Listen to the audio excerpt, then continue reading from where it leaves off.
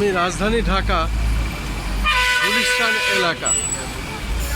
আমরা দুপুর পর থেকে দেখেছি থেমে থেমে কয়েকবার বৃষ্টি হয়েছে, রাস্তাঘাট ভিজা এবং পানিতে চাপচুপ,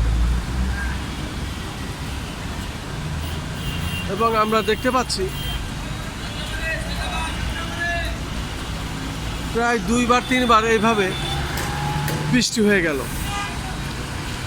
এই গুড়ি গুড়ি বৃষ্টি হওয়ার পরেও আমরা দেখতে পাচ্ছি হঠাৎ আবার চকচকে ঝকঝকে রৌদ্র, এবং সারা আকাশে যেন মেঘ পরিষ্কার হতে শুরু করেছে। এই বৃষ্টি আবার এই রৌদ্র, আমি রাজধানী ঢাকার চিত্রটি দেখানোর চেষ্টা করছি এবং সেটাই আমি দেখিয়ে যাচ্ছি।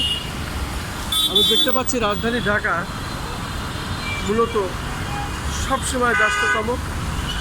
এখানে সমস্ত পরিবহনের ভিড় এবং মানুষের ভিড় লেগেই থাকে। এটা রাজধানী ঢাকার একটি চিরচারিত নিয়ম এবং সেই নিয়মের মধ্যেই আমি আছি।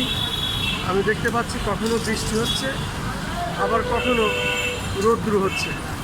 আমি বৃষ্টির দৃশ্য ধারণ করেছি, আবার এখন রৌদ্র হচ্ছে, সেই রৌদ্রের দৃশ্য আমি ধারণ করছি।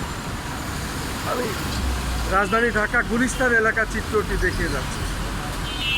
এখন চকচকে রৌদ্র এবং আকাশ পরিষ্কার, যেন কিছুক্ষণ আগে মোটেই বৃষ্টি হয়নি সেই ধরনের একটি অবস্থা।